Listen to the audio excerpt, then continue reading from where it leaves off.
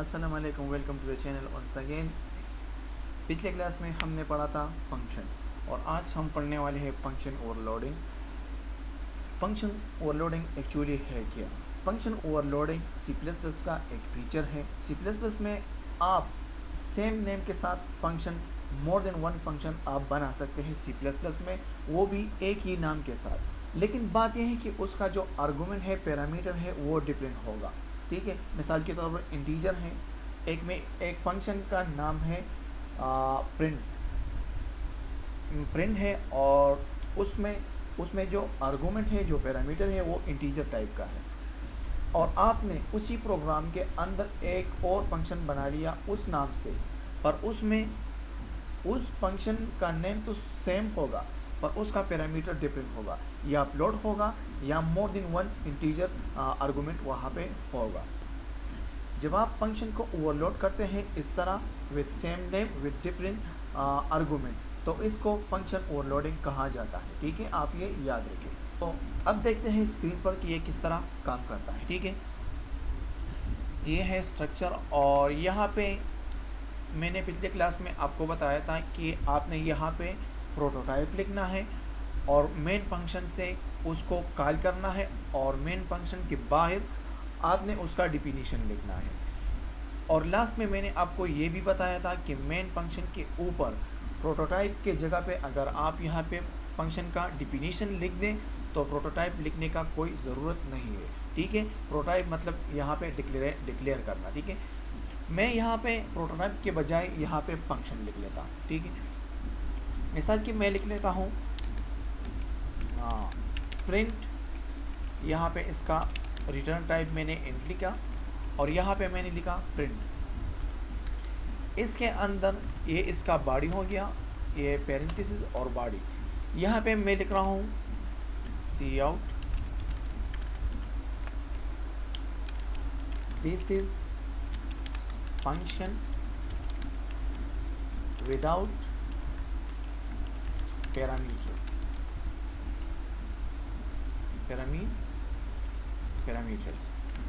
ठीक है, अब इस नाम से जुड़ा हुआ एक और फंक्शन में यहाँ पे डिक्लेयर करना चाहता हूँ। मैं लिख रहा हूँ इंट प्रिंट। ये दोनों नेम सेम है, ऊपर भी प्रिंट है और नीचे भी प्रिंट है। इसको ओवरलोड कहा जाता है कि एक नाम के साथ आप मोर देन वन फंक्शन को अगर आप यहाँ पे डिक्लेयर कर लें तो इसको फंक्शन कहा जाता है। पर यहाँ पे एक बात याद है कि इसका जो आर्गूमेंट है वो डिफरेंट होगा तो ये चलेगा, तो ये फंक्शन ओवरलोड होगा। ठीक है, यहाँ पे मैं लिख रहा हूँ इंटीजर ए, और यहाँ पे मैं इसको सी आउट कर रहा हूँ, C out, this is integer value.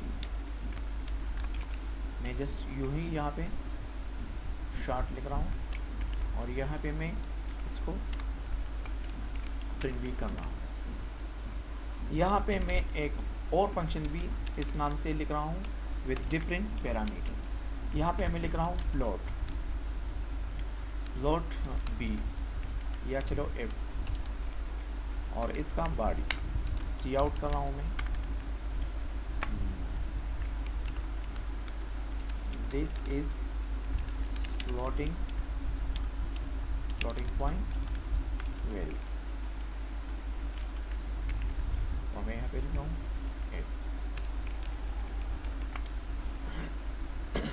चलो यहाँ पे एक और फंक्शन भी मैं डिक्लेयर कर रहा हूँ इंट प्रिंट पैरेंथेसिस, और पैरेंथेसिस के अंदर मैं लिख रहा हूँ इंटीजर एक्स एंड वाई, और यहाँ पे लिख रहा हूँ C out, this is two integer value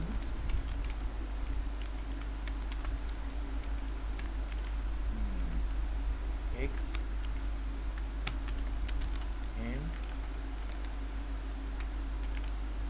Y.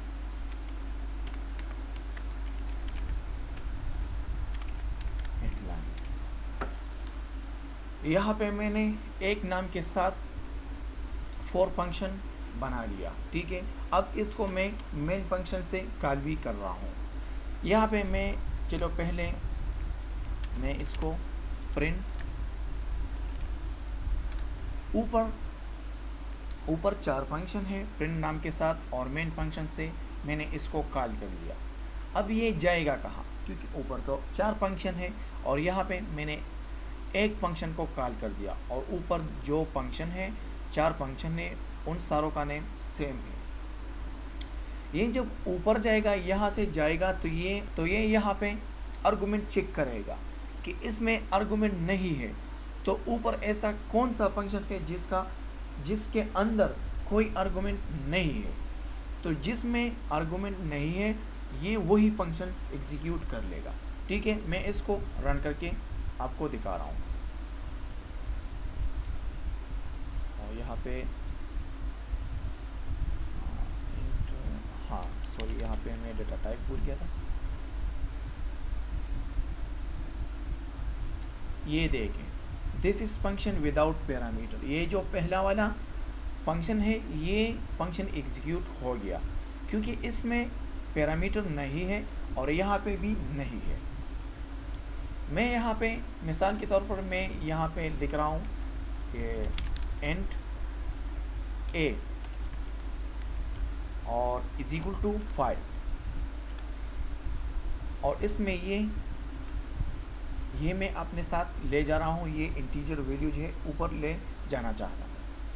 अब ये ऊपर आएगा तो यहाँ पे ये प्रिंट फंक्शन है और ये भी प्रिंट फंक्शन है, ये भी है और ये भी है और ये भी है।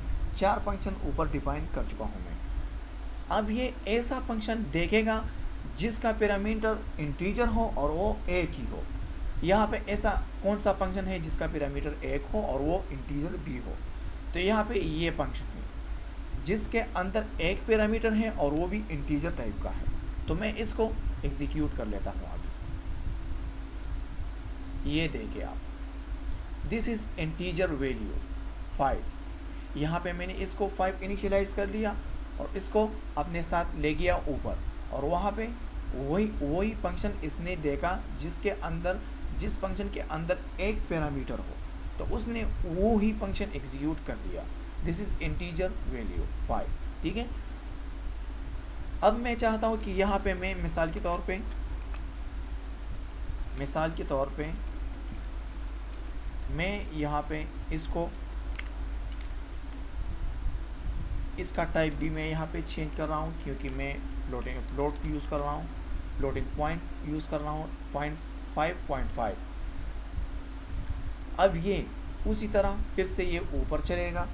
ऊपर जाने के बाद ये ऐसा डेटा टाइप, ऐसा आर्गूमेंट देखेगा, ऐसा फंक्शन देखेगा कि वहाँ पे आर्गूमेंट 1 हो और वो भी फ्लोट हो। तो ऐसा फंक्शन ये देखेगा और फिर उस फंक्शन को एग्जीक्यूट कर लेगा। तो मैं इसको भी एग्जीक्यूट कर रहा हूँ। ये देखिए, this is floating point value 5.5। यहाँ पे ये फंक्शन है, प्रिंट नाम का फंक्शन है, उसके अंदर एक आर्गुमेंट है f जो कि उसका डेटा टाइप जो है फ्लोट है। तो यहाँ पे ये क्या है, ये भी फ्लोट है और उसमें वैल्यू जो है वो भी फ्लोट है। तो उसने ये ऊपर चला गया और उस फंक्शन को एग्जीक्यूट कर लिया।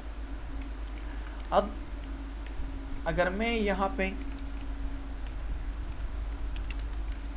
2 वेरिएबल डिक्लेयर करूँ a एंड b और यहाँ से भी मैं इसको अपने साथ ले जाऊँ, यहाँ पे मैंने 2 वेरिएबल डिक्लेयर कर लिया और उसको वैल्यू भी इनिशियलाइज कर लिया। एक में 5 है और एक में 10। ये फंक्शन है और मैं अपने साथ ये आर्गुमेंट ले रहा हूँ। अब ये जब ऊपर आएगा तो ये यहाँ पे ऐसा फंक्शन देखेगा जिसके 2 पैरामीटर हो और उसका डेटा टाइप, उस पैरामीटर का डेटा टाइप भी इंटीजर टाइप हो। तो उस फंक्शन को अगर उसको ये फंक्शन मिला तो वो उस फंक्शन को एग्जीक्यूट कर लेगा, ठीक है। तो मैं इसको एग्जीक्यूट करके आपको दिखा रहा हूँ। ये देखिए, this is 2 integer value 5 and 10। इसने वही पे फंक्शन एग्जीक्यूट कर लिया जिस जिस फंक्शन का 2 पैरामीटर है, ठीक है, और वो भी इंटीजर डेटा टाइप का, तो उसने वो एग्जीक्यूट कर लिया। चलो अब मैं एक साथ इन सारों को एग्जीक्यूट कर रहा हूँ। प्रिंट कार, और यहाँ पे दूसरा प्रिंट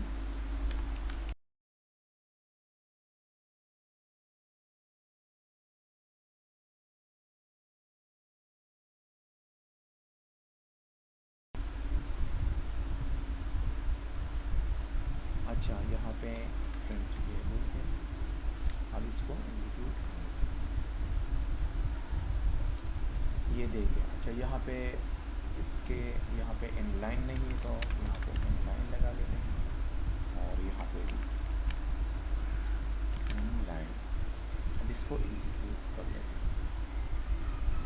ये देखिए, पहला वाला this is function without parameter, this is function is this is integer value 100, this is floating point value 3.6, this is two integer value 12 and 14। ये था फंक्शन ओवरलोडिंग। फंक्शन ओवरलोडिंग क्या है कि more than one function with same name जब आप बनाते हैं और उसका डिफरेंट आर्गूमेंट हो, तो उसको कहते हैं फंक्शन ओवरलोडिंग, ठीक है। तो मुझे उम्मीद है आपको ये समझ आया होगा। Thank you so much for watching.